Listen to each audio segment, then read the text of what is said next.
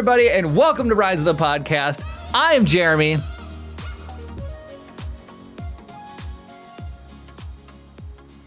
And I'm Brownie. Oh, right. And it is 2021, and where is Kara? Where is Kara? If I could modify that graphic to take her Right? We need an alternate one for when she's not here. No, this is the price that you have to pay when you have a child.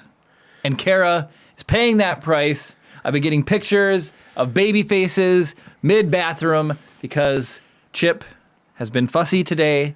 He's just a little turd machine. So Kara is at home with him. He is a little turd machine. I'm not kidding when I say he goes to the bathroom. Oh no, Kara's watching. No, so Quick, it's just, hide all the stuff that we're not supposed to be doing. Yeah, right? I woke up this morning and it was a long night for Kara, and I tapped in and let her go. And so, but Chris, I woke up, I took over Chip duties, okay? And I told her I wanted her to at least hit like 3 to 4 hours, right? I had him quiet for a good almost 2 hours. And then, he had a diaper change, so I took him upstairs, changed his diaper. And I came back down, and he was a little fussy, and I was like just getting him under control. And I hear the door open, and lo and behold, Kara's like, I'm coming down, like this motherly white knight coming down the stairs to like calm him, because she's like, he needs me. But I'm like, no, you were supposed to rest a while longer. You're supposed to go rest. She's developing a mama's boy. I know she is. You gotta let Dad toughen him up, rub some dirt on it. That's what I was gonna say. My next plan was just put him in the car and drive him around a little bit. That was my next thing, That will calm him down. Go to the strip club. I jokingly said I'll drive to the Mall of America and back. It's like 4 hours, just in and of itself. Go how many hours without eating? Happy New Year, Gabe. Happy New Year, Gabe. New Year, no Kara. That's where. She is at home with one of Chip's many nicknames, with Chip Arillo Dillo is what she calls him. Or Mr. Chip. I call him Mr. Chip a lot. He's awesome. I love him. I'm sad I'm not home with him tonight, but we had a productive afternoon, which was really fun. But Chris, earlier in the week, I told you that I had a story to tell you.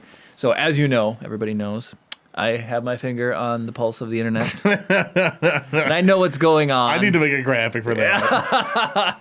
So I just came across an article. I save the things that I find interesting. And I came across an article. We all know somebody who does their job extremely well. Like, they are the epitome. They take their job and they do it above and beyond. Chris is one of them for his job, okay? I am not one of those people at work, but that's fine. It's fine. Yeah, says the 67th time of the year. Yeah. So, anyways, I was reading this article about a game warden.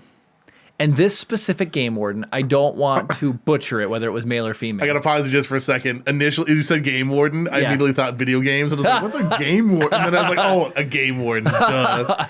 So, oh, my brain. I read this story about a game warden. And some people in the comments were saying her, but I tried to look this person up and I couldn't determine. So we're just going to stick with it's a game warden. I can't assign a gender to it. I don't know if it was boy or girl. But this specific game warden took their job so seriously that they would dress up in scuba gear.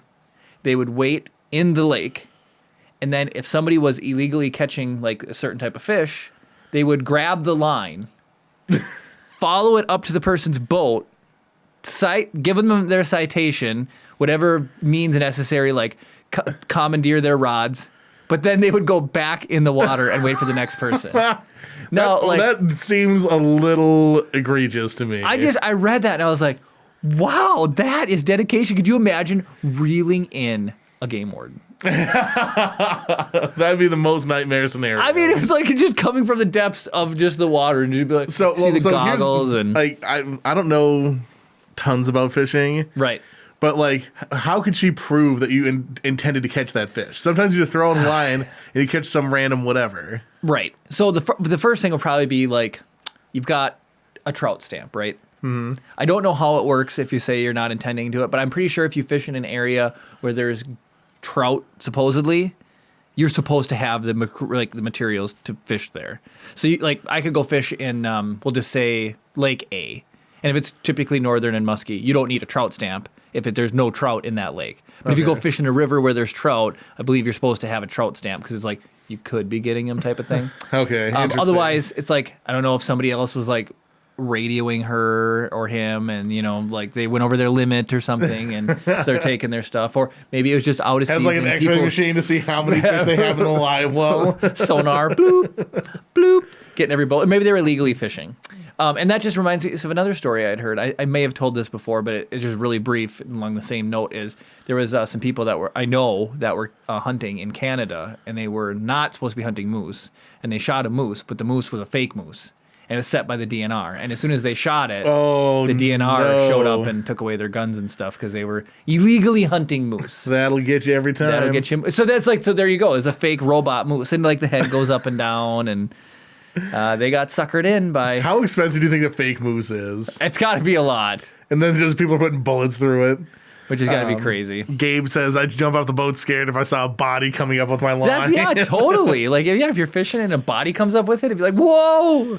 Have you seen the first Friday the 13th? I have not. So, spoiler, at the very end of the movie, the surviving protagonist is in a boat just, like, drifting on the lake. And then the body of Jason, like, pops up and grabs the lake and grabs him. Oh, man. I remember that as a kid, it was ridiculous. I was so excited to like sneak in and watch this scary movie, and it was the ultimate letdown. It was a movie called Piranha, and it was when it would cut to this frenzied piranha, it was like literally looked like little paper cutouts of these fish, and it would be like do do do do, and then it just shows the person thrashing, but then it would cut to like this murky shot. But yeah, it was just like cutout fish in front of this. The better option is not showing the fish at that point. Exactly. So we're actually making a horror movie right now, but it's such low budget we can't show any of the elements of the movie. What are you doing? Are you doing a horror movie, or are you saying like? No, that's a joke. Like we're making a horror. Like you and I are making a horror movie right now, but it's so low budget that we can't show any of the horror movie elements. Yeah, Kara's missing. That's how that starts. Yeah. Dun dun dun dun dun dun. Missing Kara. I wouldn't say I've been missing Kara. So that was one of the funny things that I had seen. I was trying to get some people here. David would have been on tonight, but he is out of town. Ryan is sitting back there as an audience member, refusing to participate. And I want to know why. Why would you not participate in this beautiful... He just doesn't like being on camera, I guess. I guess so. Ryan's more of a behind-the-scenes kind of guy. So I wasn't joking. I was thinking about this. Like, people say it's weird that you have a couch and seat for 3 people, but normally only have 2 people on there. And now we have a whole couch that's just like totally abandoned. Well, I have another one of these chairs. It's broken, unfortunately, but we were trying to have 4 people possibilities. Yeah, get up there, Ryan, says David. Yeah, says David. Ryan, it's not too late for you to jump in at any time. Anyways, all right, so. You know what we should do? What's that? We should order some food and make the delivery guy be on the podcast. That would be really funny. Just Uber it in or do Dash or just the delivery, Have it. What delivery options are there even in Cloquet? It's like a couple Domino's, pizza places. Yeah, pizza places. And yeah, you'd have to DoorDash any other service. Yeah, Gabe, hurry up, get here. Yeah. If you did, Gabe, that seat would be all yours, man. All yours. So Chris, I know you were telling me, so we had Wyatt and Adriana on, and you were doing some drone training with them. Do you have any good drone stories? I know you wrapped up flying the training hours with Wyatt. Do you have any other? I'm trying to think. So, like, you remind me, I need to take my certification test again in like 3 weeks. Okay, I want to know how long when you call, how long the scheduling goes. Like, let me know how long it takes to get in, because I will take it. I will do it as well. I should probably call this week, otherwise I'm probably gonna miss the thing. So this is an interesting thing. So I'm the senior RPIC because I had my license the longest. Right. Okay. So, and as such, I only needed 5 hours of training on the drone. Wyatt needed 10 because he's not with me because he's not the senior RPIC. Right. So that's a remote pilot in command, in case you're curious. So the parlance. David said DoorDash and request Jarrett. Ah, that's hilarious.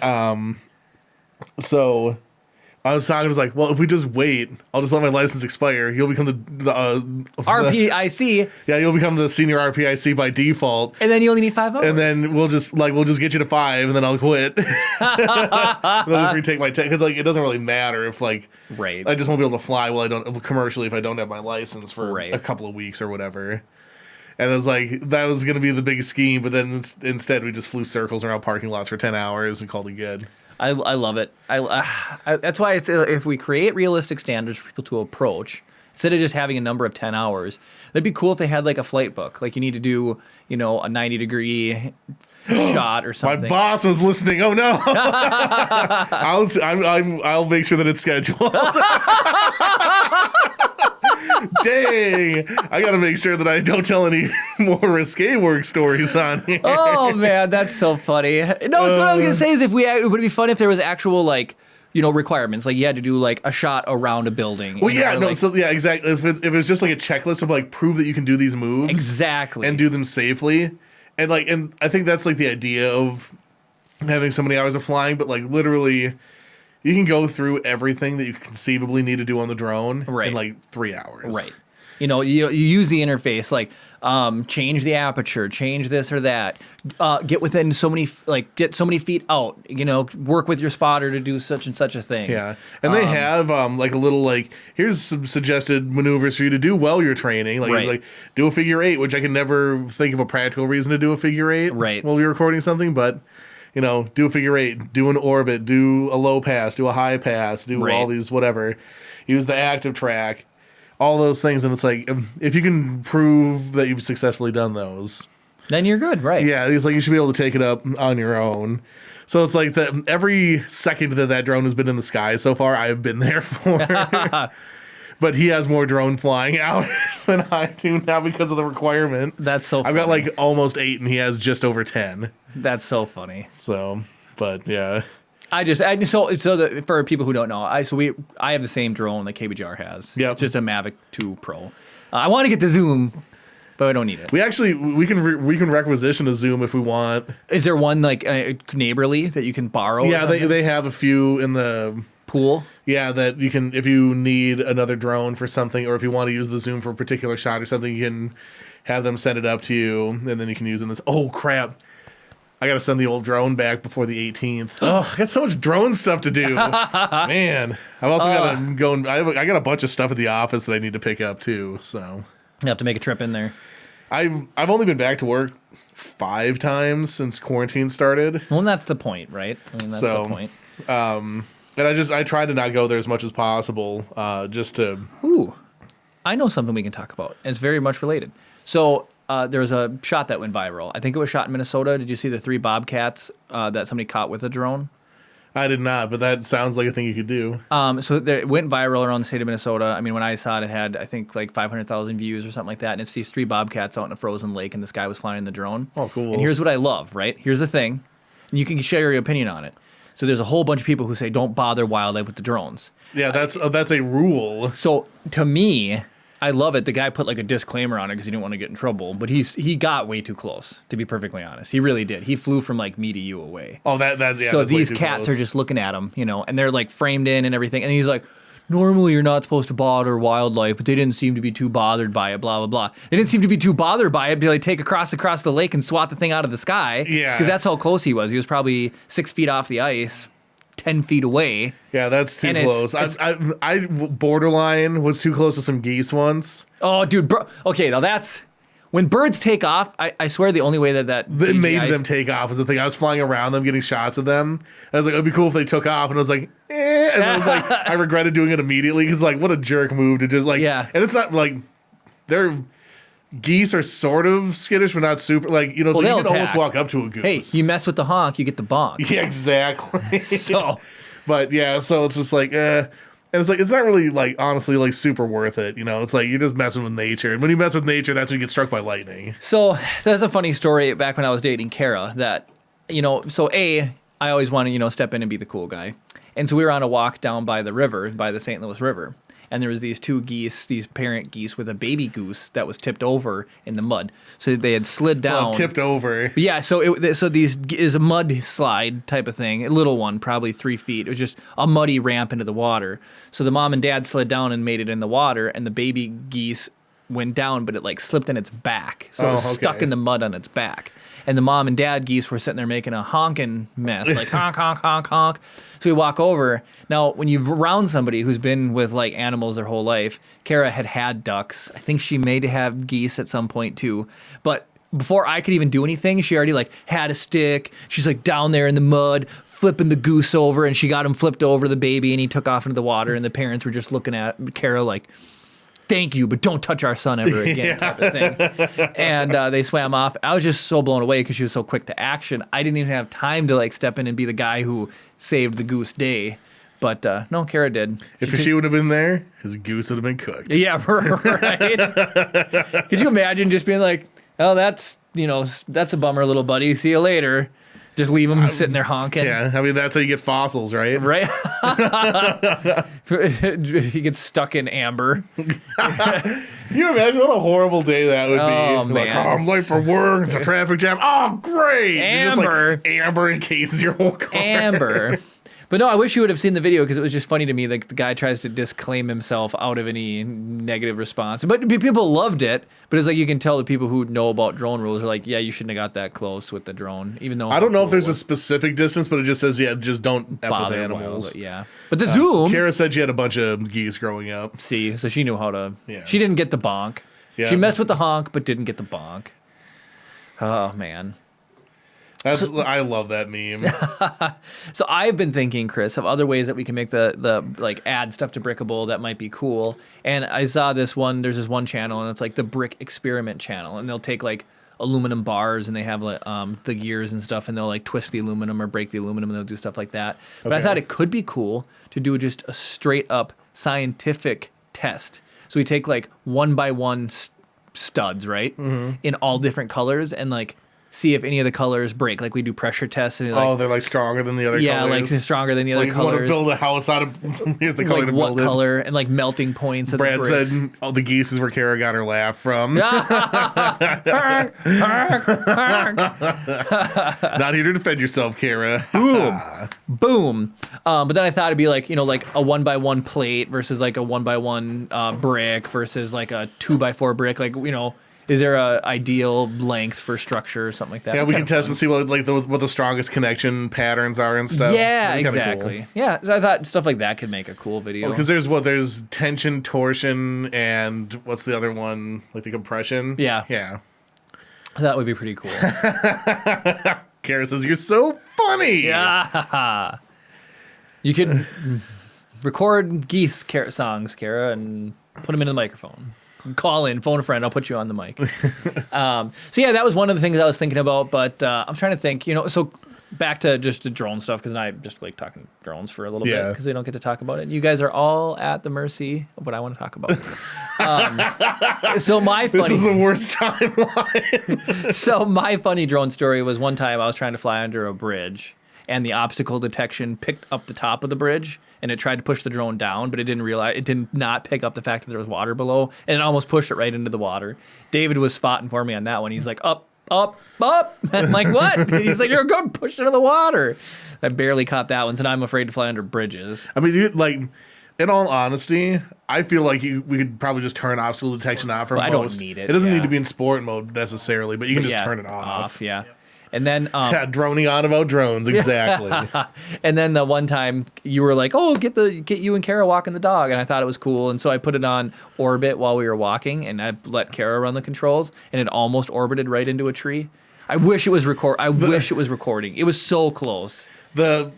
The side obstacle detection is only like 8 feet. It's not very much. Yeah. So it's like it's not enough on the sides, and it's way too front and back. It's like 35 feet. Yeah, it's way too much. It's like just balance it out, make it like 15 feet in every direction. Yep. Just like the globe of protection. Totally agree. David says he thought the drone was a goner. Yeah. Oh yeah, for that one, for the dipping it into the water. At least it was still under warranty at that point. Yeah. Oh, so David, you'd commented earlier another shirt idea. Because of the lag in here, I couldn't connect it. What do you think another shirt idea would be? Another shirt. Oh, We were talking about the geese at some point. God, it messed with the honk at the bonk. Probably. I think it was before that. I think it's like when you said you wanted to step in and be the cool guy. Maybe that's something to do with funny, that. funny. I want to be the cool guy. And then, okay, no Mandalorian spoilers here. We'll talk about Star Wars a little bit because I can talk about Star Wars all day long. So a couple things I was reading is Pedro Pascal apparently, I talked about maybe some drama with him and Jon Favreau and him wanting to take the helmet off. I guess a lot of that was just blown out of proportion. That is not the reason why The Mandalorian isn't coming out until 2022. It's all scheduling. That's yeah. It's Pedro Pascal is considered one of the most popular actors in the face of the planet. It was honk and bonk. Yeah. It's an old meme. I don't know if we can take that or not. You can print memes. I guess. Nyan Cat birthday is coming up at 10 years old. Really, it's that old already? Yeah, Man, that's what people were saying. But anyways, and then Tamora Morrison is actually also very busy. And there's like a bunch of shows that I guess if you're a BA dude, you end up getting all the BA roles. Love him. And people are commenting, it's too bad you can't clone him. Look at that level of meta humor. So I know there's so many shows coming out, but it's going to be hard to wait for a lot of these. Like, But once we're in it, we'll be in it. We'll be in it. Are you excited? I don't even know if I'm as excited for the Book of Boba Fett as I am for the next season of Mandalorian. It could go either way, My excitement level is Mandalorian and Kenobi are like tied. Yeah, and then everything else is below that. Yeah. I don't like. But Book of Boba Fett is going to either feel completely average, like it's good, but it's whatever, or it could be really, really good. I don't know, or it could be really, really bad. You'd be like, what is this? I hope because they've done something different flavor-wise in Mandalorian than most other Star Wars stuff. Like, it's still Star Wars-y, but it's like its own thing. I hope that they just find like whatever the right flavor is for the Boba Fett story and just make it like its own thing instead of trying to make it an extension of the Mandalorian. Right. And time will only tell. So the next thing, as I was thinking about this earlier, is YouTube videos, or there's always these like people bite on these theory videos. So I was always just trying to think to myself, I'm like, where is Luke? What is happening with Luke and Grogu right now? I'm curious. Is it going to be just training? Is he going to where the Jedi Academy was? Is the Jedi Academy that Kylo Ren was in, is it around at that point? Is this before that still technically? Is this his first student? Right. Exactly. Imagine the impact of that, It could be, because he was able to up and leave and end up on the ship where they're at. Who would he put in charge while he's gone? It's hopefully not Ben. Yeah, well, he would have been... Would he have even been born yet at this point? There's a way, canonically, to figure out the timelines, because there is a book called Bloodlines, and it follows Leia from after the Death Star blew up until the Star Killer blows up the New Republic. Like, there's a book that fills in that gap, and it follows her around. Because Mandalorian's how many years after the Death Star? I don't think very much. 3 to 5? That's what I thought. It was like somewhere like, I thought it was like 3 or 4. Yeah. So, like, I don't think that Ben is around yet. Probably if he not. Is, he's really young. Yeah, way worse than Grogu. Yeah. Yeah, it's so funny. Grogu's 50. I know I've talked about, I love all the memes where like Anakin's like, you're pretty cool, don't come to school tomorrow or whatever. Oh my goodness, I saw a ridiculous meme video. Okay, so I saw this meme video, and this will tie in. So everybody knows what Beat Saber is, I hope. It's VR, you cut the blocks as they come at you. So these two guys walk in, and their friend is like on his knees playing Beat Saber. And they're just looking at him like, wow, that's really, really weird. So he like finishes the level. He's 10, 15 seconds, and he takes it off. And, he's like, oh, what are you doing? He's like, oh, I'm, playing Beat Saber, blah, blah, blah. And they're like, why are you on your knees? And he's like, well, it's just a better workout. And he's like, you want to try it? So the guy's like, sure. So he puts on the VR headset. He gets down on his knees. And then it cuts to the little kid voice saying, Master Skywalker, why are you here? So it's like the VR version of what Anakin did to the younglings. Like, oh man, that is so bad. So instead of Beat Saber, it's that. I just thought it was really funny. The old video memes. I wonder what was the first meme. I wonder if this is something the internet can tell us. Well, the first in my memory, the first like memeable things were just a variation of those like Rage comics or those Rage tunes. It'd be cool to know the history of the meme. That'd be pretty cool. What was the original meme? I used to love like Forever Alone. Of course! I actually knew this. I totally forgot. It's the dancing baby. The dancing That baby? CGI baby that like dances to the No. Ooga Chaka or whatever. Ooga chaka, ooga chaka. Yeah, this guy right here. I mean, it's not with the rainbow, but with this guy, right? That CGI dancing baby. Oh, got it. Yep. But do you remember? I miss those cartoons or whatever, or those like Rage comics. You know, I love those. They're like sometimes 4 panels. Like they did one, it was like stepping on a Lego, and then the 4th face would be the Rage face, or plucking a hair, and Rage face. But the Forever Alone always made me laugh. The big burly face with the tear crying; those ones made me laugh. How long is what's that? XCSD or X? No, it's that redheaded kid with the braces. Like Bad Luck. Oh, Charlie, Bad Luck Brian? He's been around forever. He has somebody did a painting of him just recently, and then him older bought the painting of him as younger Bad Luck Brian or whatever. Kind of reminds me of the Rolfocopter. Oh yes, I'm looking at what allegedly is the 6 earliest memes. It's a trap, bunch of it's a trap memes. Hamster dance. I don't even remember that one. I remember Badger mushroom. All your base mushroom. are belong to us. I remember that's Oh yeah, I like the when do we want it now meme. Dancing Baby. Godwin's Law. Oh, okay. I remember this. People just So put it's a bunch of- chart, and on the bottom axis it says length of internet discussion, and on the vertical axis it says probability of reference to Nazis. And totally remember that one. Yeah. The longer the time goes on, it becomes The more 100% likely someone's going to chance. reference Nazis. All right, interesting. Man, internet. Well, that just reminds me of an old Wikipedia game that you used to play and see how long. It was specifically World War II, but it was just clicking links. You click a random article, and you just click links in that article and see how many steps it takes to get back to World War II. Oh, interesting. Yeah, it was kind of fun Well, because you could do you remember how many pages to find porn on Google search? Like you type in No. a search term and see how many pages you can go. We've played it in high school to see it. Like you do a Google image search for literally anything and see how many pages you can go before it references it. before you see, yeah. like with the safe filter off. Oldest memes on the internet according to Grunge. I'm kind of falling down a rabbit hole here, but I think it's kind of interesting. This is what we need. You need to do a screen grab at some point, Chris. We need to get you another monitor. Is what we really, really need. That would be nice. Let's see here. Yeah. I know David is watching, and I know Kara is watching, and I know Gabriel is watching. So if anybody has any stories that they want me to tell, like if David writes in and gives me a keyword, my mama did that one time, write and give me a keyword, I will tell some stories. See, there's badger, mushroom. That's the badger from Badger. Had never seen that one. I don't know what that's referencing. The first internet law is that Rule 39 or whatever. Yeah. Oh, no, this is the Nazi reference one. Okay. What is it? The one, I can't remember the name of it is, but it's like Rule 39 or 36 or something. It's like if it exists, porn if it exists. Yeah. Yeah. All right. So there we go. I'm satisfied with Today in your internet history. I'm trying to think. What's the funniest meme you've ever seen? Or like, what's your favorite meme? Well, I used to like those Rage comics. Those were always my favorite. And then those completely disappeared off the face of the planet.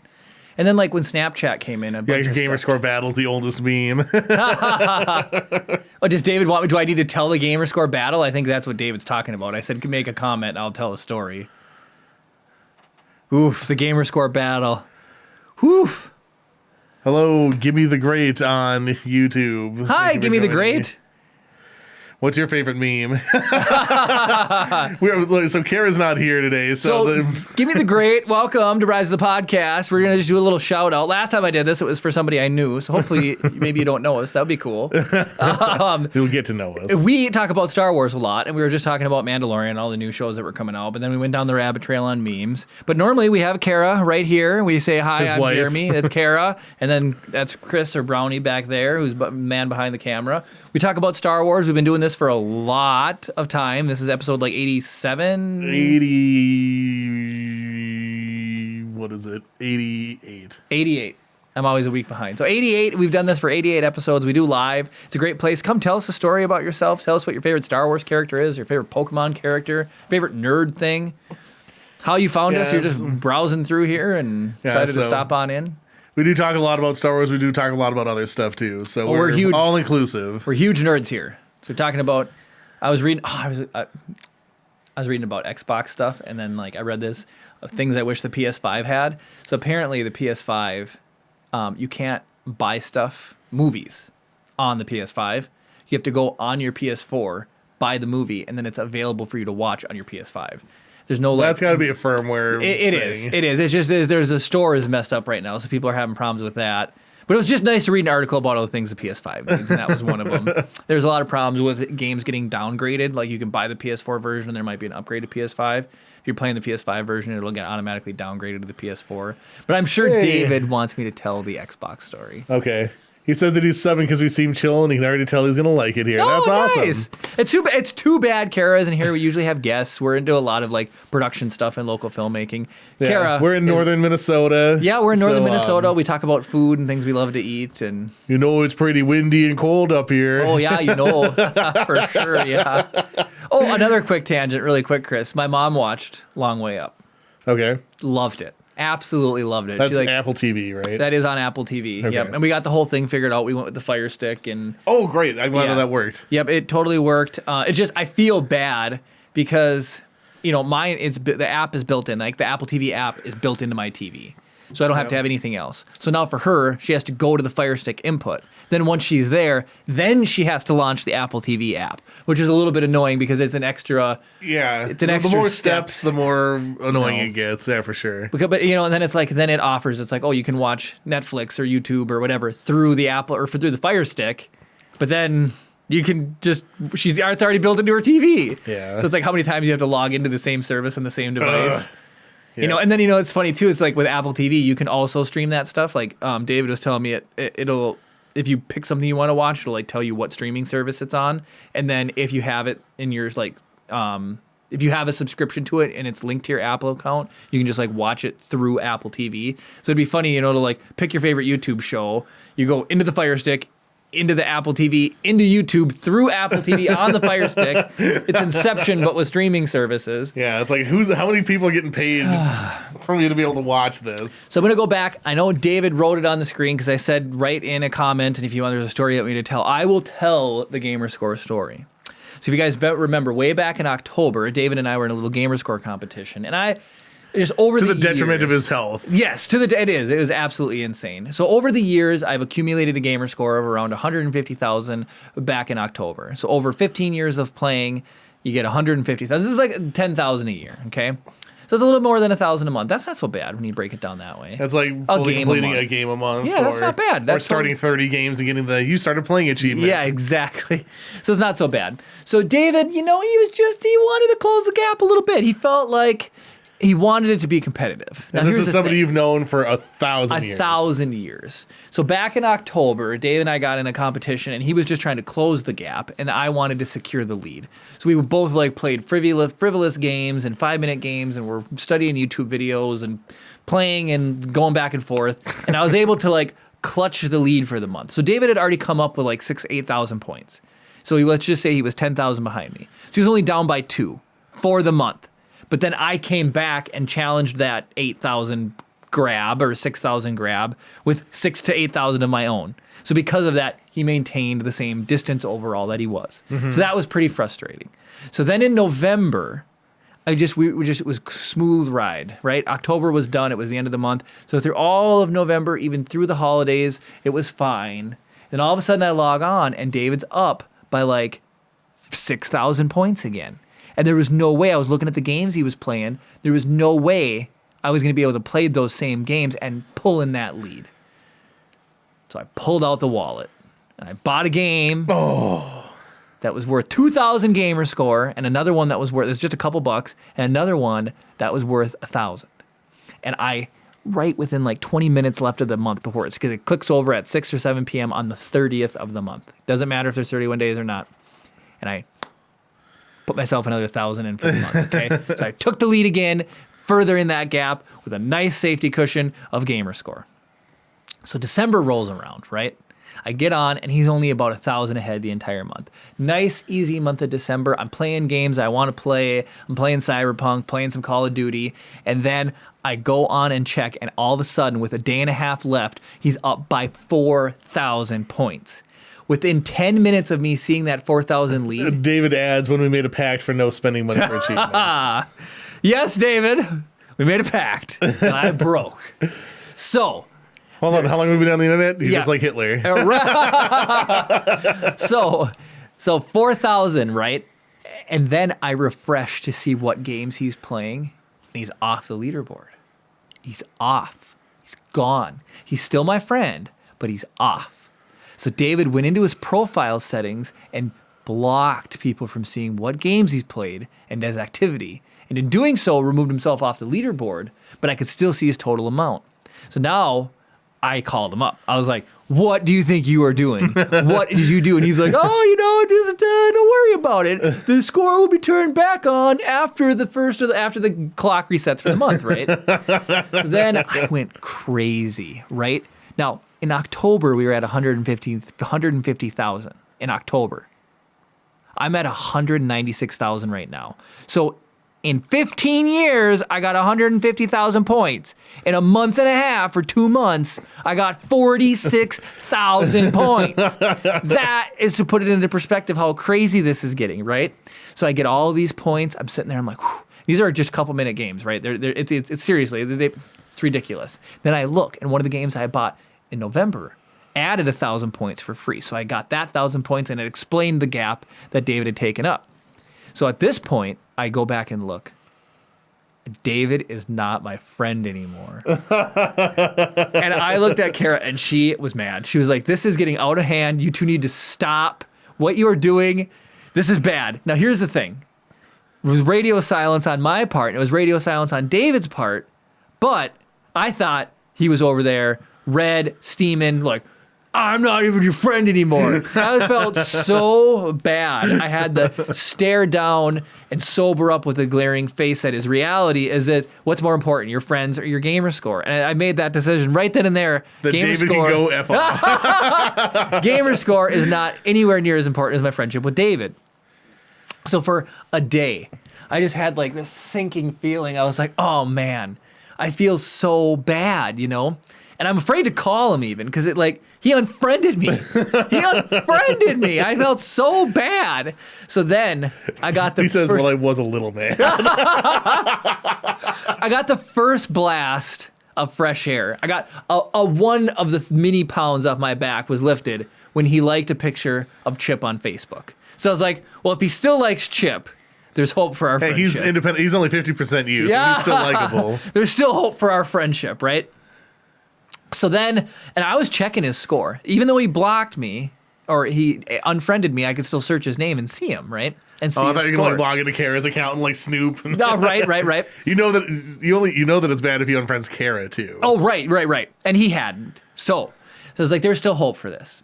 So around 6, and I'd been checking, he was at 181,000 score, and I was at 196, right? So I get a phone call around 6 o'clock, and it pops up with David. And I'm like, Kara, stop. I have to answer this phone call. She's like, I'm like, it's David. She's like, oh, thank goodness you two can fix and make up or whatever. So I answer the phone. And I was like, hey, how's it going? He's like, I'm here to offer a truce. So I instantly accepted as the fool that I am. The fool that I am. I accept this truce because I had not checked his gamer score all day. So he's like, no more money on games. Just play what you want. Well, I'm happy with where we're standing. And I'm like, and I already accepted the truce because I felt so bad. So I accepted the truce, and he says that he got over 20,000 gamer score, and he's sitting at 195. We are only 1,000 apart now. So in my greed, if I would have let the 4,000 ride, I'd still be 4,000 up. But because I pushed myself up to 196 from 190 or whatever, he brought himself all the way up to 195. But we are on an official truce. I feel good about it. I'm okay if David beats me in gamer score. It's fine because my friendship is more important. And then I told Chris I said, David watches a podcast. I can't ostracize him because that's 50% of our viewership. I can't do that. And David, he said he mentioned that he accidentally unfriended you. He just tried to block you from seeing stuff more. So I can clarify that. So yes, so it came out in the wash after the fact that all he wanted to do was block me so I couldn't see his score and his diabolical plans. But in the process of blocking, it also unfriends you. So he unblocked me immediately. But Facebook, Xbox doesn't send you like friend requests anymore. It's kind of like if you add a person, you can see him as your friend. It's kind of like Instagram maybe, and but you're actually friends once you both add each other. Yeah. But it doesn't tell you. So he had added me instantly, and if I would have just sent him a friend request on Xbox, I was just so afraid of rejection that I was gonna wait until it smoothed over before I offered the branch. But that is a story of what Gamerscore can do to long-term friends. I said, David, what a first world problem. We have been friends on Xbox since like before 2005. That streak has been broken. It's a good thing it doesn't have, like Snapchat's got how many days you snap people. Friends, and it's a good thing Xbox doesn't show that because in my heart, we are still friends since 2005 on Xbox. So that was a great Gamerscore debacle of 2020. And now that it's over. Story. So now my only goal now is I want to hit 200K. I'm so close. But he'll beat me there. I know he will. He will. Gibby on YouTube. While you were telling your story, I didn't want to interrupt the flow. No, you're good. But he says, I love Star Wars. The main things are Count Dooku, Luke Skywalker, and Obi-Wan. Love me some Count Dooku. As an underrated character. His story is so much better than it gets represented on the screen. Totally. Oh, it's ridiculous. And then, of course, with like Grogu and Luke and everything going on in the last episode, Luke got some screen time he deserved. Like Boba Fett got. We talked about why do people like Boba Fett in the past, right? You only see him, get blasted into a Sarlacc pit, really, and that's about it. He's got the cool armor. He gets presented, and here's the thing, talking about storytelling and stuff. No one ever says, "Wow, Boba Fett, the coolest bounty hunter ever," right? Right. It's just the way that people interact with him. Darth Vader has to go to him directly and say, "No disintegrations." So you know that this guy's running around just ashing people across the universe. Well, it makes sense too. Once you start watching The Mandalorian, he must have the same rifle as Mando had. So it's like right away when Darth Vader is making sure that you're not going too hard. Right. You're good. I've seen Rogue One. I've seen what Vader's capable of. Anyways, love me some Luke. And everybody knows who watches Obi-Wan's my favorite. Absolute favorite. Old Ben, I love him. Yep. Yeah, I'm so excited for the Kenobi series. It's going to be so good. I just keep getting afraid that they're going to be cutting down. It's only going to be one episode. I know, right? Just one, how many ever. Just give it 6 hours. I'll give you 1 6-hour episode. That's fine. I'll watch it all the way through uninterrupted. David says, I'd be at 200,000 already if I wasn't out of town this weekend. No! See? Mike says, so mad Mandalorian only has 8 episodes a season. I know. It's tough. It's the worst. It's tough. It's tough to say goodbye to that sort of thing, It was just... It ended so well. I mean, at least it's an ending I can live with. Can you imagine if they wouldn't have tied There's some satisfaction, at least. Yeah, so you're not just I'm going to wait 2 years. Can't believe it. Man, I'm digging these comments. I'm digging these new people. I just loved when I was like, hey, welcome to that other previous person, and it ends up being Tiffany's husband, the raccoon killer. Or you said, hey, we should, whatever, and it was the author, because I said the name of the author, and you thought it was me shouting out a new person. Yeah, that's totally right, because I get so excited when there's new people that come by here. Oh, my kind of goodness. fun. I love going live. We just started going live of May of this year. If you go back and watch any of our other stuff, if you go back and watch the first episode, that'll put it into perspective how far we've come since we've started. We used to have we had what's called stage 1 and stage 2, and we used to do shoot the long ends of the room that we're in, and then the comic book background fell off the wall. But I really like doing everything over here now. We just recently did the lights and the shelves, which are awesome. I sent you guys that before and after picture. It's unreal. So it's what's crazy is the before picture was from before we started locked everything in over here. And how consistent we were able to get it just sort of looks like two of the same picture. Yeah. But, even having to move the camera equipment back and forth from room 1 to room 2, and we always keep trying to do turnkey. If I could just have just a little bit more space. Yeah, a little bit more space, 10 more cameras. Yep. Here, we'll cut to this really important angle real quick. That's normally where Kara would sit. So Mike says, wait, 2 years before season 3 for Mando? Yeah, it's not coming out until 2022. Not till 2022, correct.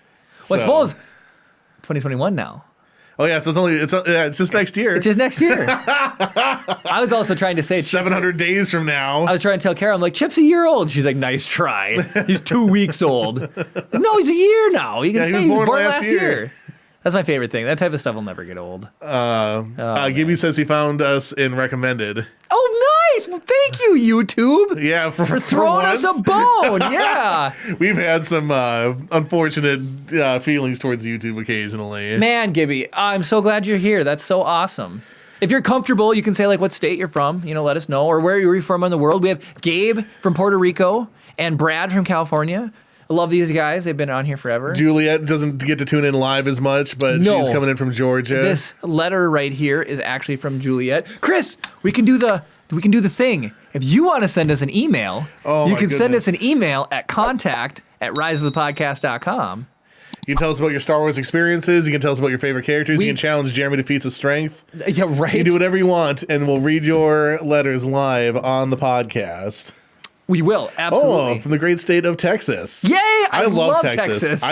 You and I went down, the first time I ever went was with you for RTX 2013. RTX, yeah. We went down and saw Rooster Teeth down there at their convention in Austin. Austin, yep. And then beautiful city. Kara and I went down. I've been to Dallas.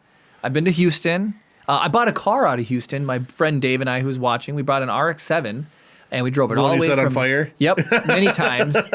We drove it from Houston all the way up I-35 because we live right at the tip of where I-35 ends. Yep, you've been to both ends of I-35. Yep, I have. I've been to almost both ends of I-35. Yep. I've driven almost every foot of I-35.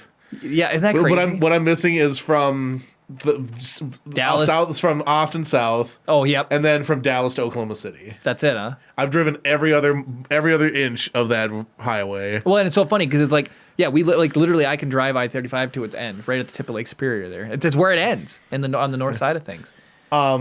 Gibby wants to know, what is your favorite Star Wars story that has to, so he says, he's clarifying, or she, I guess.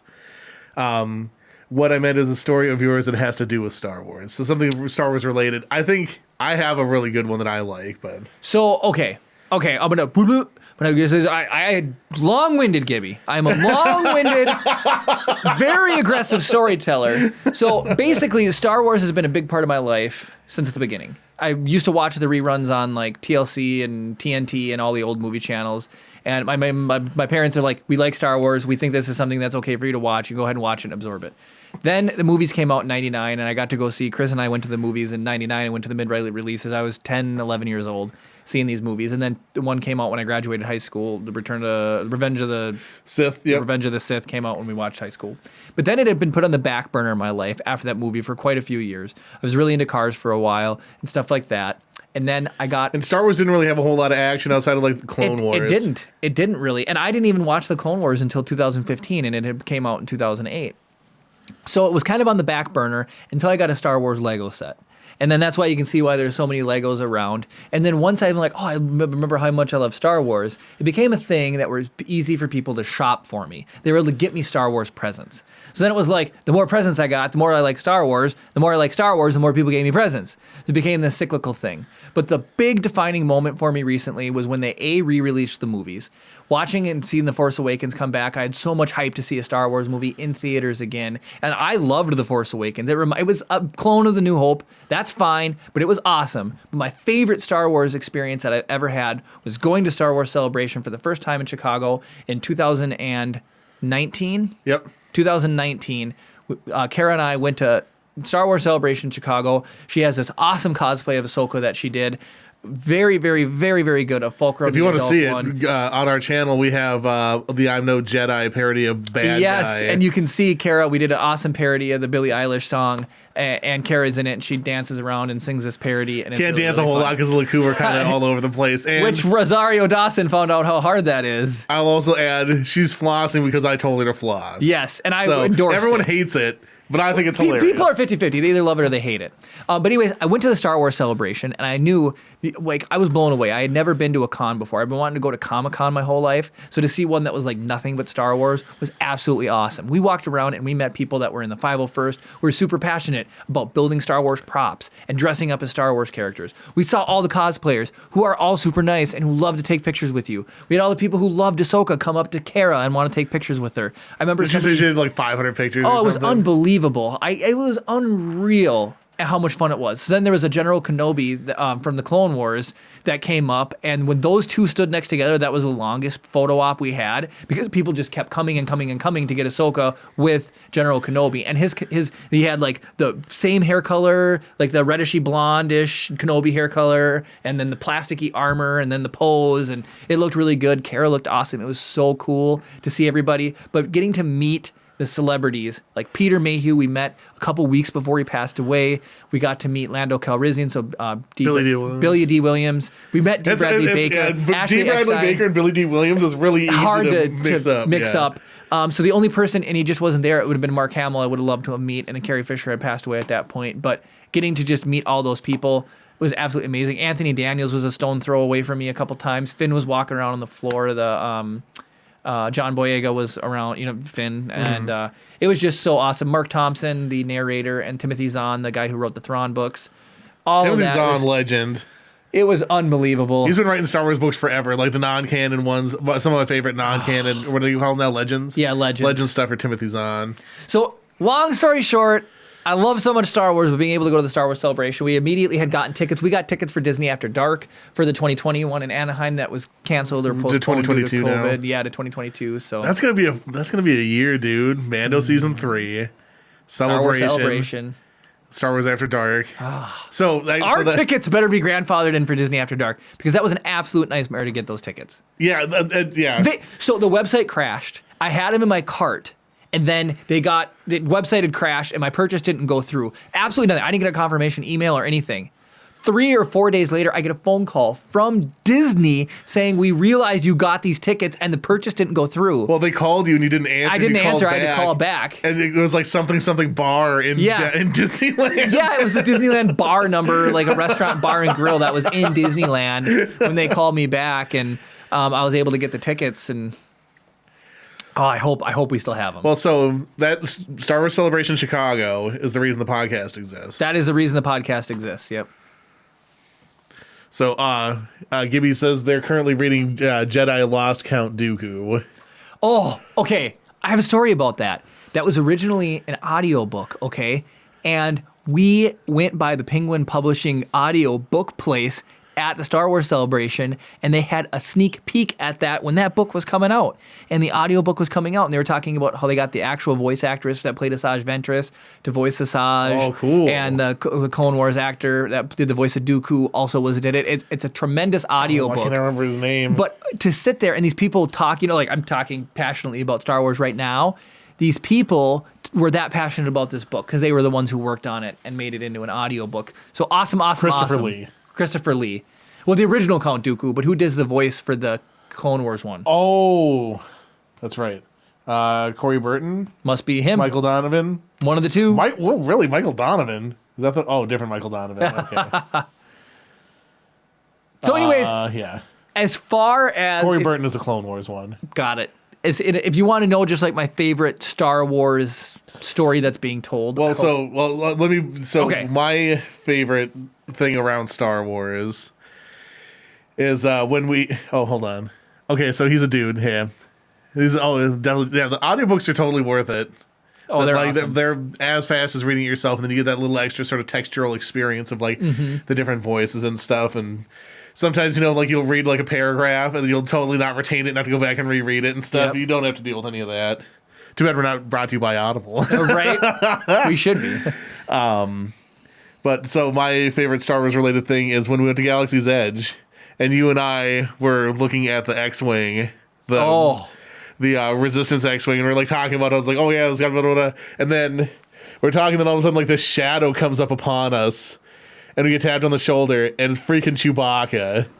It was like live in person right there, and it was so freaking awesome. Like the experience at Galaxy's Edge if you ever get to go, it's so freaking good. So here's what's awesome too. Whenever you see one of the main Star Wars characters walking around Galaxy's Edge, they go to people who aren't running after them, right? Everybody like runs to them, and then they just kind of like go off and do their thing. The unexpected aspect of it, Chris, which was what was so cool. I just never expected it. Like all of a sudden, there's seriously a shadow.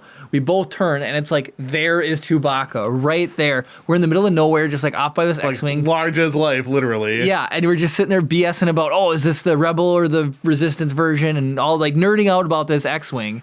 And it's just Chewbacca was there. And he commented on like Chris's beard. Yeah. Like he like pantomimed the beard and, did his, over his beard. Then he pointed at You're wearing a Han and Chewie Millennium Falcon shirt. Yeah, I had a Han and Chewie Millennium Falcon shirt, so he like thumbs up my thing. And then he patted me on the head. I'm 6'1". I don't have a lot of people I look down to, but to be patted on the head by Chewbacca, it was mind-blowing. It's like, that never happens. I felt small. I felt like a kid. That's the point. It was awesome. Yeah. Just be like, hey there, chap, you grow up, you can be like Chewbacca someday. Like, good kid. Like, that's what it felt like. Like, you're good. You like Star Wars. You're good. Here you go. You're cool enough to be on the Millennium Falcon. And that was a sick ride, too. And I heard Rise of Resistance is really good, and it's like, when are we going to be able to go to it, Hopefully in 2022. I hope so. It's still August, right? Like August 22nd to 25th or something. I got to take time off now. That nothing can stand in my way. I requested this off 2 years ago. Long have I waited. I love Palpatine. And Star Wars special. Anyways, so you had specifically mentioned that you were reading the Count Dooku Asajj Ventress book. If you want to talk about my favorite series, I really like the Aftermath series, but Lost Stars is one of my favorite non-main pieces of Star Wars that there is. It's a very Romeo Juliet style story that follows a male and female who they both end up working for the Imperial Navy. And then one realizes that maybe the Empire's not the way to go, and he breaks off and joins the Rebel Alliance. And it follows that their love story between how they're able to meet and interact and swallow the pill that they have different ideals and worldviews, which is a huge thing for a character because their worldviews or their personality is what like drives them forward. It's what's their thing, right? And so the fact that they're opposites now is just incredible. But it follows very closely with events of the original trilogy. So she like sees him flying. So she doesn't see him. She sees a speeder, and she recognizes the flight maneuvers and knows it's him. Like, it's just really cool. So you get a little bit of Hoth in there. He runs in, and there's a no-name character. They didn't want to name drop him, but this guy's giving him advice and really like driving it home, and he's cocky and arrogant. Well, it's totally Han Solo on Hoth. Like giving him life advice. They just don't admit it because it's like he yells at a Wookiee, and the Wookiee's banging on the ship, and It's totally. This one goes there. That one goes there. Don't take it apart, or whatever he says. So Rocket Joe does a crying, laughing emoji. Oh, fun. So that's one of my favorite books. Lost Stars about Star Wars is fantastic, and the new Thrawn trilogy with Thrawn Naroto and Eli Vantos. If Kara's still around, if she bothers to chime in. Yeah, she was here at the beginning, and she's been suspiciously quiet ever since. Yeah. She's probably watching Netflix or something. Yeah. Man, Kara. Wasting all your chime Netflix. In at any moment. Man, Gibby, it's cool that you're here. If you like Legos, we also have a channel called Brickable. You can go check it out. We do Lego builds and review Legos and do fun time lapses where I make tons of mistakes building Legos, and it's all... Yeah, I still have yet to see somebody do a similar take to the Lego time lapses that we do. It's so much fun. They're really, really fun. We've been doing YouTube, like I said, since May of 2019. Yeah, because it had been April when we went to the Star Wars celebration, doing our thing, and it's really fun. We're live. I love talking to people. I love meeting new people. I think it's so cool. You're from Texas. Texas is amazing, like we said. I love it. I've been to Waco. I've been to Austin. We've debated. It's like if we were going to move, I would move down to Austin. Texas. Yeah. Absolutely. I love it down there. Don't have to shovel. People comment me on my clothes, Chris. They're like, "Oh, you've got such style," because Kara picked my outfits out. Somebody in Austin, they like style down there, and they made me feel really good. They like my shirt. It had popsicle sticks and flamingos on it.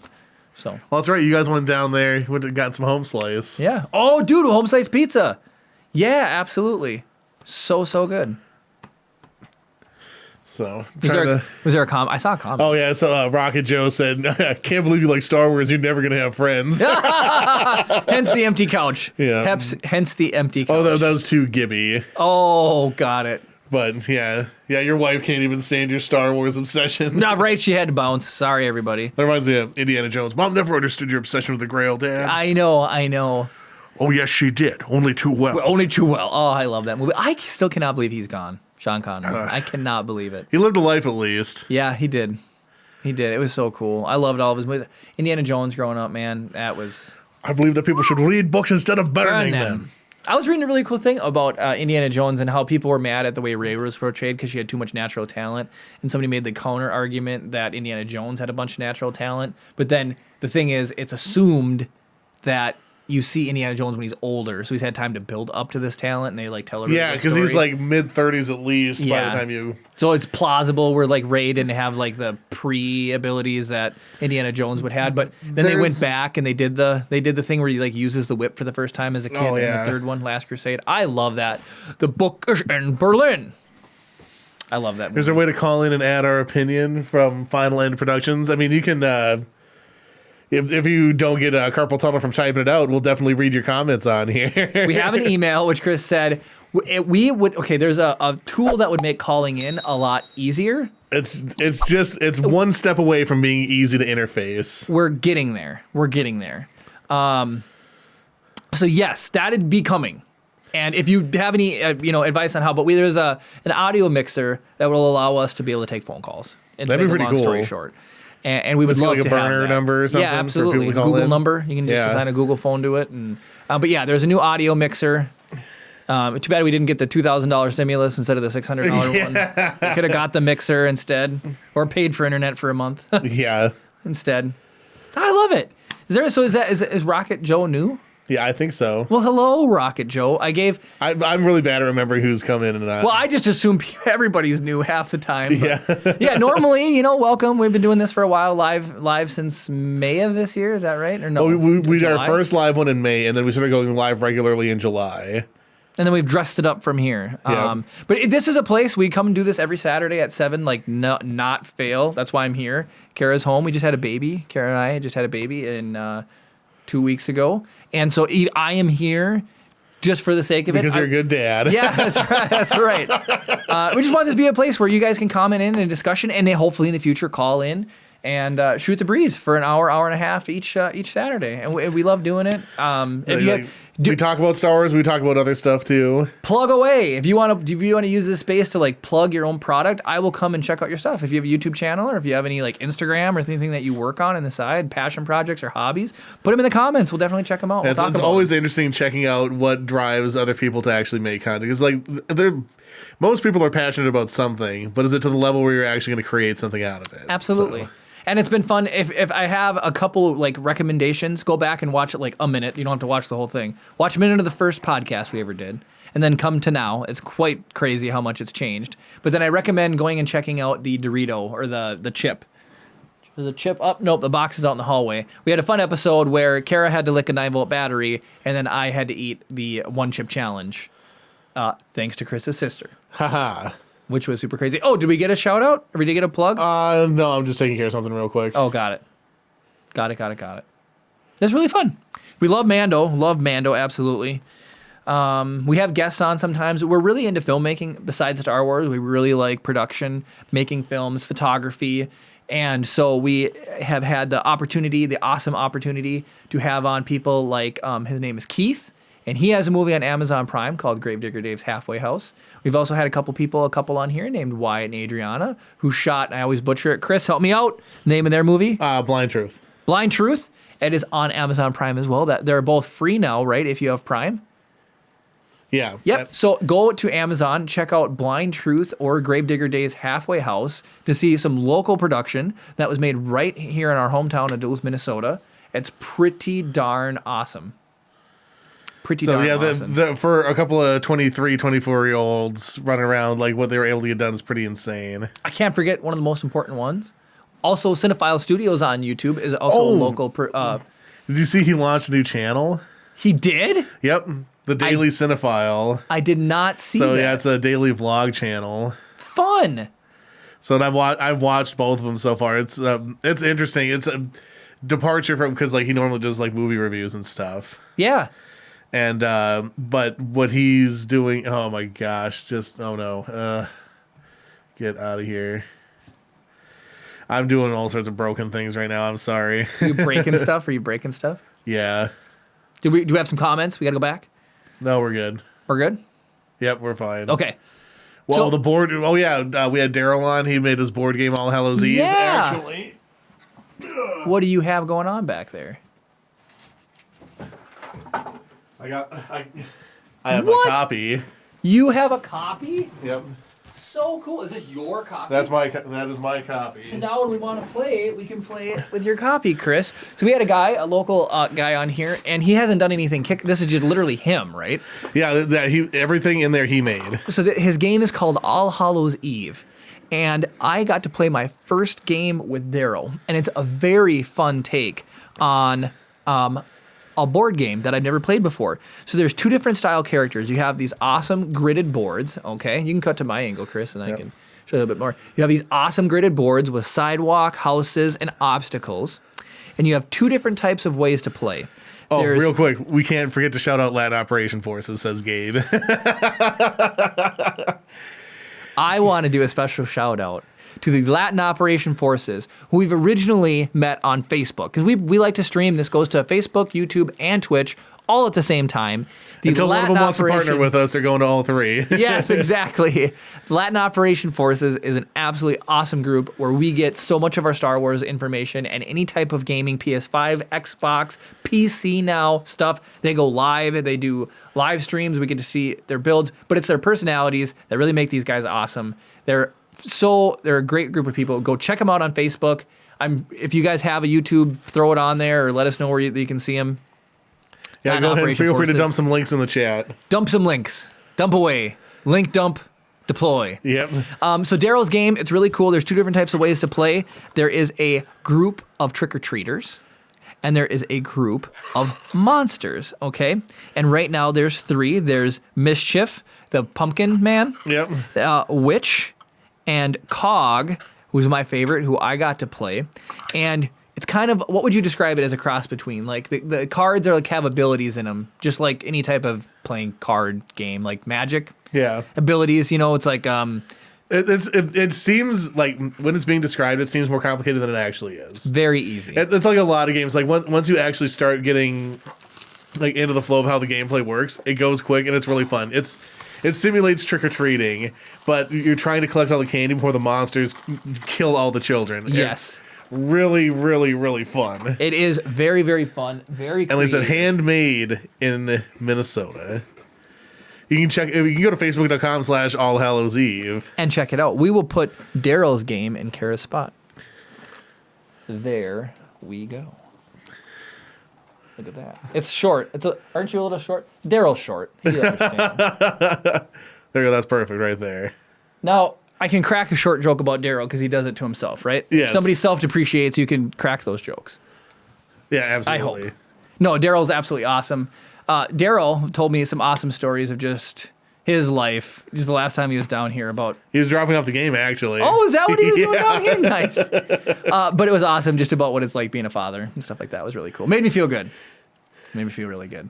We have a shoulder to lean on if something crazy happens now, I do. And actually, Chris, super funny story. So Kara hates the IT crowd.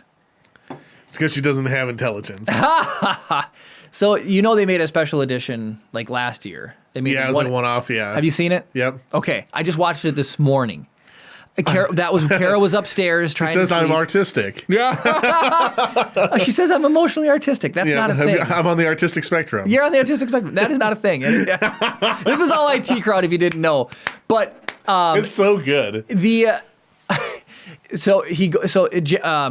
main female lead goes to get a coffee and she's like in love with the barista and he's this beautiful tall Spanish man and he's like making her this coffee and he like draws her portrait in the coffee art and she comes in and it's Wyatt Moss and Well, it's been a while since I've seen it, but yeah.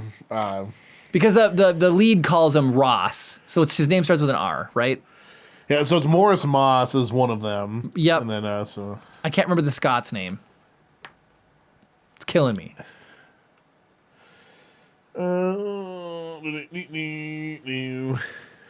The IT crowd. Sorry, Chris is looking it up. Yeah. Sorry let's for the see delay. here. Cast of characters. Roy. Okay, so Roy goes there, and there's a short person making his coffee. And the guy can't reach the steamer, and he can't reach the milk. So he makes this garbage cup of coffee. And so he's emotionally unsound, right? He doesn't realize he's being mean. Yeah. So he goes back there, and he's about to yell at this person for being too short, and they need to get out of the industry. And the female says, no, you can't do that. Jen. And she's like, you can't do that. So he slips this guy a note. So they're walking back to the office, and the short guy comes up and starts yelling at him, and he says, did you write this note? And so then Roy just goes just crazy on this guy, and he tells him, like, you're too short to be in the industry, you're blah, blah, blah, blah, blah. And somebody's filming it. So it comes out that this guy is extremely, they call it racist, and he tries to defend himself by saying short isn't a race, and he can't be racist because that's not a thing. Long story short, the joke that made me laugh my butt off, Chris, was the one where his girlfriend asked to be him a pallbearer, and everyone is super short and he's tall. So it's like him carrying, he's 6 foot, and everybody else is like on air 3 foot. Yeah. And it's like he's got to be a pallbearer with these 3 foot people. And I thoroughly enjoyed the last episode. Such a funny show. I wish they were making more. There's a big gap between that one and the previous one, like big a few gap, years. yeah, many years. But yeah, it's really good. It's worth checking out. So I tried to watch it, and of course, then Kara came down because she was awake and she heard Chip crying. So she tried to help me out, and I was like, no, I have this. You take care of you, Kara. You need rest. I can do this. She's probably napping right now since she's not interacting with us. That's right. It's the Kara call-out show. It is a Kara call-out show. So, well, if you have any other, if you want to tell us any more about yourselves, anybody, I'll gladly do some final interactions with you here. Oh, we got another comment. Yep. This is from Latin Operation Forces. Jeremy, it has come to our attention that you've been playing COD Cold War. How about a game sometime? I would love that. Now, okay, another funny story. All right. There's always a story with you. Always a story. I really like this version of COD. I used to like COD, and then I played Halo, and there's Destiny. There's so many good first-person shooters, but sometimes nothing scratches the itch like just playing a regular with regular military weapons, anything not crazy like M16s, MP5s, regular military, just a fun classic shooter. And COD fits that bill for me. I've really liked playing it. My friend Jarrett had got me into Warzone, and I loved PUBG, Battle Royale, and I've really enjoyed some Warzone. But I also really enjoyed zombies because he's walked me through how to play the zombie game. So I know like how to get the pack-a-punch machine going and how to do all this, and having somebody show me was really, really fun. So I have been playing some COD. I've really enjoyed it. I would love to play some COD with you guys, whether we play Cold War, multiplayer, we play Warzone, or we play zombies. I'm down for all of them. But so funny story is, I have a 2-week-old at home, and I was playing some COD, and I can have a potty mouth when I play some COD. It's a COD mouth. There is these giant radioactive joke, zombies, and for some reason, Jarrett calls them a chonga. Okay, these radioactive zombies, right? Mm-hmm. So, hold on, so Brian, I'm not going to even attempt to say your last name. Says, I'd love to have you peeps on the Earth 16 Comics Wire. We can definitely talk Star Wars comics. That'd be awesome. Absolutely. Send us an email or send me a contact info. You can send an email here to set stuff up, or you can go message us on Facebook. It's facebook.com/Rise the Podcast. Millions of ways to get a hold of us. We have an Instagram. I'm just really bad at it. Yep. I think we got like 3 pictures on there. Facebook, email, or comment. Absolutely. All right, how current are you on the Star Wars Darth Vader comics? I see a lot of spoilers for him on Reddit. I do too. And that's about the gist of it. I want to get into them. I know that there's some good stuff in there, but I mean, there's a lot of revelatory things that have happened in this last arc. I only know them through tidbits and snapshots. I've seen people talking about them on bulletin boards. He'll still be able to form opinions, I'm sure. Or I can talk about them. I can do some case study. If I need to do homework and read some of these comics, I'm more than welcome. Oh yeah, what a punishment that would be to read some awesome comics. The Mall comics, the Marvel Mall comics, and those are absolutely fantastic. He said it's all good with the last name, LOL. It's ADIGWU. Well, I cannot pronounce that. Oh man, I'm horrible with names. Like Mathron Naruto. Kara made me watch Mathron Naruto. Kara made me watch Star vs. the Forces. You can't even say normal names. Kara made me watch Star vs. the Forces of Evil, and there's a Russian frog in there named Evgeny Bogolyubov. And it took me forever to learn how to even say his name. Yevgeny Yagolyevov. Yeah, Yevgeny Bogolyevov. She would correct me if she was here, but she's not. Yeah, Boom. Kara's You're awesome. on blast, Kara. Yeah, All Hallows Eve is taking your spot. Yeah, where are you when we need you most? Cog will start talking for you. Yep. But anyways, all right.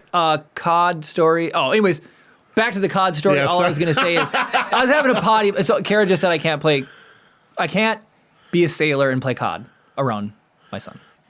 I think that's inappropriate. Of Kara. I Yep. agree. No, I'm just kidding. He's going to have to learn how to swear somewhere. Might as well be from Dad. That's right. Otherwise, it's going to be from me. When I'm giving him his swirlies. That's right. Got to toughen him up. Say, if Jeremy's not allowed to toughen him up, I'm going to toughen that kid up. That's right. I saw a comment. Who commented? It's just Brian laughing about the whole name joke Oh, again. got it. So anyway, there's a really, actually, that's a funny podcast, or Words Are Hard podcast. We go over pronunciations. That was for like things. podcast like 20. It's a good one. It's a good one. And then, so we okay. Are you ever going to be able to drag Bill out of the shadows and throw him on here again? I hope so. Kara had a heart attack about him today.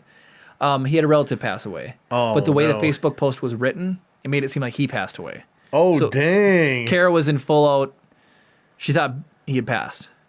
For real. That would be So we had to do terrible. we had to take like a second and realize that he's all right. Well, that's It good. was crazy. Well, Bill, we love you.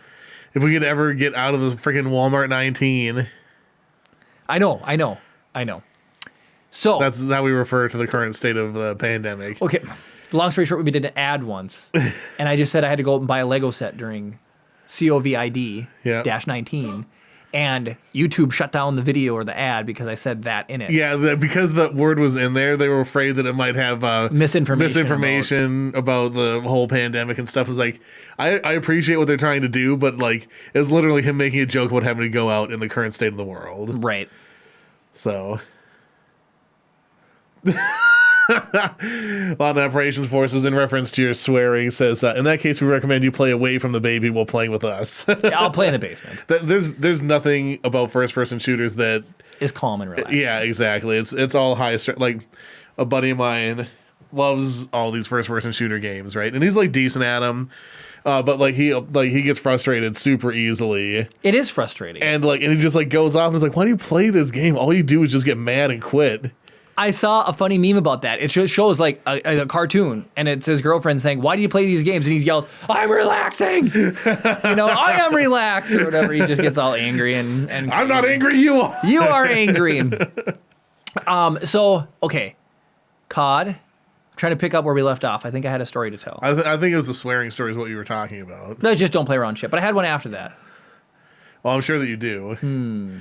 Brian says reminds him of GoldenEye. You just watched GoldenEye again recently. I did, the movie. And then I saw a thing that they're going to spend $9 million to clean up the satellite dish that crashed. And, they are. they're going to clean it up, but then somebody commented and said that the politicians are probably going to just overpay for, it's a waste of money because whoever they're paying is going to charge too much. Because it happens. I mean, that's every government contract, isn't it? Yep. Golden Gun used to get me every time. Oh, it's so frustrating. Okay, it's freaking... Proximity mines? Okay, I have a story about that. But Tony would always play his Odd Job. And he's like half the size of everybody else. Yep. I was like, what a cheat. Yeah, that's a slogan. It's like playing GoldenEye, no whatever, no Odd Job. Like that was the thing you could throw out. You know? And wasn't Jaws huge? Yeah. So if you played as Jaws, you had like that bigger hitbox. So for people who haven't played GoldenEye N64 shooter, the way that it works is there's just weapons and ammo restores just scattered all over the place, right? And they respawn over time. Well, there's a map where you can literally, there's only this is more of a lesson in level design than anything else. Are you talking pyramid? No, it's the one right before the tank mission, basically. It's the one based on that. Library? No. Okay. You're in a bunker type of thing or whatever, and then you have to break out, and then the tank mission's next. Anyway, it's the multiplayer map based on that one. And there's an area where you can get to where there's one door to get in or out. There's no spawn points in there, and you can sit behind a place on a box of proximity mines and just continue to respawn. And just throw them on the door. Anybody who wants to try and come and get you, 100% guaranteed will get killed. And the only game of GoldenEye I ever won, I did that. I felt real bad, but at the same time, I was just sick and tired of getting wrecked by Odd Job. So I was like, That was my go-to. So like our favorite settings on that. Comment your favorite GoldenEye settings was DK mode, always one hit kills, paintball mode. Yeah, it's like man with a golden gun, right? Yep. Paintball mode. Yeah. Well, paintball mode just made it look like paintballs and yeah. whatever. But then so then every gun was a one hit kill, and then we played big heads. That's so much fun. So But you could do one hit kill, but slap only or whatever. I didn't really like slap only because I was really bad at it. But Well, the hitboxes again were weird for slapping because you know the whatever. But apparently that game is like eligible to be remade, or they've been trying to remake it multiple times over the years for next gen systems. But it's a huge licensing deal, and it falls down on like Pierce Brosnan's likeness is the issue. Like he doesn't want to sign over for a remake of it. Otherwise, they can do a remake of it. Because if they did like a nice new Disney, I want it to still look like GoldenEye, but just not so polygonal, you know, or whatever. Yeah. Just a little bit of a tweak would be really good. But yeah, Rare has been like down to make it. Ryan said something like the Tony Hawk updates. Yeah, exactly. Yeah, Tony Hawk's Underground 2 was really, really good. Train Depot was his least favorite level. The reason why I brought up Pyramid was there was like a route you could run if you had the golden gun on. There was like a route in a spot. It was really easy to like get the golden gun and like drop through the middle and then come up again, and then you could just keep running and like picking up more ammo for the golden gun. Ryan's shaking his head. Yes, he knows. Yeah, man, that was so. That and Perfect Dark are probably the two games we played the most of. Perfect Dark has Perfect Dark. Here's what I liked about Perfect Dark. You could play people versus bots. That was the first one with bots, and the bots were amazing. And then the shooting range that was just there to have fun as well. It was super cool to do that in a video game. And the challenges, you know, is like I love the there's one rifle where you can throw it to explode instead of reload the dragon's breath or dragon something. They had the laptop gun. You can throw that out. The Farsight was always the cheatiest gun. Ridiculous. That would be rage inducing too, though. Yeah, you get shot by that thing. I mean, at least it was sort of hard to use. Yeah, like and of course you couldn't see anything that's going on around you. So you're like fishing through walls trying to find people in the weird heat map and everything. But oh yeah, proximity mines, man, were so much fun. Proximity mines, remote mines. Oh, that's really fun. Blowing yourself up on a proximity mine. It's all good. It's all good. Oh, good old gaming memories. And that was so the other thing Gibby had asked was about Star Wars Memories KOTOR. It just was reminding me, like, I loved the story in KOTOR. And I was reading a thing about, I wonder if I have it saved. I don't believe I do, but it broke down all of the Darths. And it broke down, I'll see if I have a screenshot of it, and their meanings, and I thought we could talk about it, but I don't think I have it saved. Basically, Darth Treya's name has something to do with like Latin or Greek word for betrayal, and it also has something to do with the word 3. I want to see if I saved it. It was really, really good. Oh, here we go. I got it. Oh, cool. Okay, cool. Board, here are the... We'll end on this, Chris, because we had got about 10 minutes left. Board, here are the meanings behind some of our favorite Sith Lords. So Darth Vader, and this has been proved retrospectively, I guess. But the German-Dutch language name for Vader, or Vader means father, meaning him like Dark Father. Yeah. But people are saying that George Lucas did assign. Yeah, it was obviously unintentional, I feel. Darth Maul. Maul means to kill via scratching and tearing. Yeah. So his anger and rage is very animalistic after all, which blew me away about. I read the Darth Maul comic, and that was really good because he was like itching to go kill Jedi. Like Palpatine was trying to keep him under wraps. How much is there about like young Darth Maul, like before he like became? There's a 6-part comic series all about like. Because I'm being picked as an apprentice up until Phantom Menace. That's the thing that I it's so good. And then like he sneaks off to like go kill Jedi on the side. It's really crazy. He is rage filled all the time. Like it's the only thing that calms him down. Cool. It's a really, really good comic. So Darth Tyrannus. Tyrannus is a Greek origin and means god of war, god of destruction. Seeing as he was behind the Clone Wars, that makes sense. And then Darth Sidious, they think is inspired by the word insidious, which means treacherous or crafty. And the word in turn comes from the Latin word sedere, meaning to sit, which is what Palpatine does almost 100% of the time. Yeah, you can get some leg days in, dude. Darth Revan, name of the French origin, as in French revenant, meaning one who returns as if from the dead. And that's kind of cool because he has a memory wipe and he kind of like comes back from it. And you can play as Revan good or Revan bad when you come back from the memory wipe. Darth Treya, they think comes from the word betrayal because that's like the big twist in that game. Okay. She like acts as your Jedi master and trains you, but it turns out she's a Sith Lord, which is really cool. Otherwise, it also means triple in Sanskrit, which makes sense since she uses 3 lightsabers. She uses the Force to hold 3 at a time. Dang. Darth Bane, simple. Bane is a cause, harm, ruin, or death. Darth Maul was in drama club in high school. He was. I am the drama club. Darth Nihilus, I'm saying that right? Also, basically, the root word of that is annihilate, which means to destroy completely, obliterate, reduce to nothing. Makes sense given his ability to drain power. Also could be named for himself since he was annihilated once before and reduced to nothing as human by the mass shadow generator. Darth Sion, this one is tricky. Sion actually is the fortress that was captured by King David of Israel. Sion is a tanky guy, so maybe, like castle type of character. It's also a car. Yeah, that's true. And then Sion is also tissue or part grafted to another, and he also looks like he slept with razor blades because he's got his skin all caught up. So he could be like Darth Stitch, more or less. Darth Stitch. And then, Lilo and Darth Stitch. Darth Talon, just claws of birds. I've never heard of Darth Talon. Yeah, weak. Darth Malgus.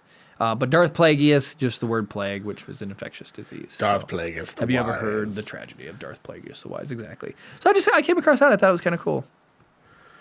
What was that on? That was on Reddit. It was just a post on the Star Wars subreddit, and I thought that was pretty cool. Yeah, that's neat. Yeah, well, I mean, it's just fun to think about, Ryan. Yeah. Fucking nailing her, poo-pooing us over here, Ryan. That's right. That's right. So... All right. So, do you want to jump on Reddit for the last couple of minutes just to see? Sure. Yeah. Let's see what the Star Wars leaks were for. They might not be Mandalorian for once now. So we are a Star Wars podcast, and to hold on to that name, occasionally we have to go and talk about Star Wars. And what better way than to get dubious information from Reddit on r/Star Wars leaks. That is right. Oh, I'm sure I'm taking our internet connection right now by doing this, but I apologize. We've only dropped 1.5% of our frames so far. That's not so bad. And I've been on the internet a decent amount. I'm not going to type in as a comment as I normally do. I just want to say, hey, it was really nice. All these new people that showed up today. Again, drop in and out when you can. We're here Saturdays at 7. It was fun to have you drop in. Do a shout out. If somebody mentioned doing a collab, we're more than willing to do that. Work something out. And if you'd like to call in the future, that's all Chris needs to hear to spend more money on equipment. Yep. Go do it. All right. What do we got for Star Wars leaks? So some fun Star Wars things that you might not know about. Oh, come on now. So top of the last week for Star Wars leaks. Lay it on me, Chris. What do you got? So this is cast and crew. Tom Kane, prominent Star Wars voice actor. He had a stroke. Unfortunately, recently suffered a stroke, and I started giving an update about it. Oh, that's right, because you had talked about that. Yep. Yeah. Star Wars The Force Awakens novel author had to remove a hint at a Finn and Rey romance. Interesting. I had also read about that during the week. So it was like one of the adaptations of the new movies. They made him remove that out. Yep. Very interesting. Let's see here. Charles Soule confirms that we saw a Maxine station from Into the Dark in his Rise of Kylo Ren miniseries. Ooh.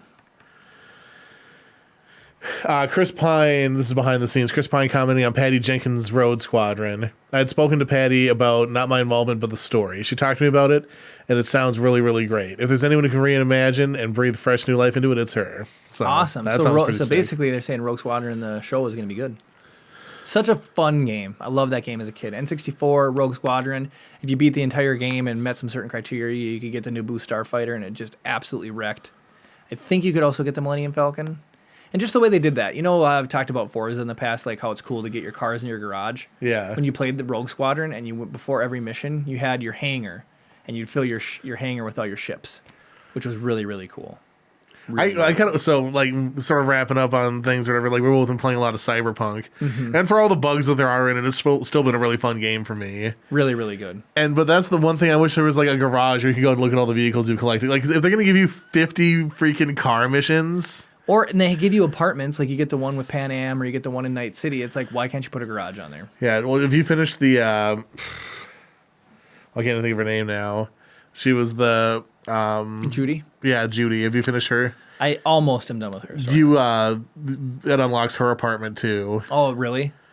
That's another spot. I have the one with Pan Am, and then I have the one, the Nomads. Yeah. You get a tent out in No Man's Land, and then you get your one in Night City, and then you get one with her, apparently. That's cool. So, yeah, I don't want to spoil anything, but all right, that's a good. Let it be. It's a good set of missions. No, so Yeah, it's been a really good time, but it's like I don't want to spend like $20 million on cars if I don't have like a cool garage where I can show them off. Totally. And I was like, oh, it just makes your list to scroll longer if you want to switch vehicles. That's right. So, but yeah, so I guess that's probably as good a time as any to end. I want to say thank you guys to all the new people that stopped by tonight. It was awesome. It was such a pleasure to see you guys. Like I said, send us a message, reach out to us, contact us. This is just an open place where people can have fun and shoot the breeze. And I did get the Porsche, actually. Kara got the Porsche, too. She did get the Porsche.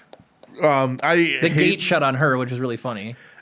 She tried to drive away and the gate shut and then didn't let her out. So I hate how the motorcycles are so easy to drive and the cars are so hard to drive.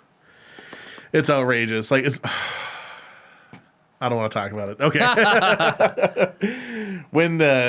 I'll talk to you about it off the podcast. But if you made it this far into the video, congratulations. You've made it to the end of the video. Throw a like on it if you want to see more content like this in the future. We really do appreciate it. It means a lot to us. Comment down below with anything related to anything that we've talked about today. We would like interacting with you even beyond the scope of us being live. Subscribe if you're not already. Ring the notification bell to be notified every time we do go live or upload a new video. That's the best way to participate with us. Thank you guys so much for watching, and of course, may the force be with you.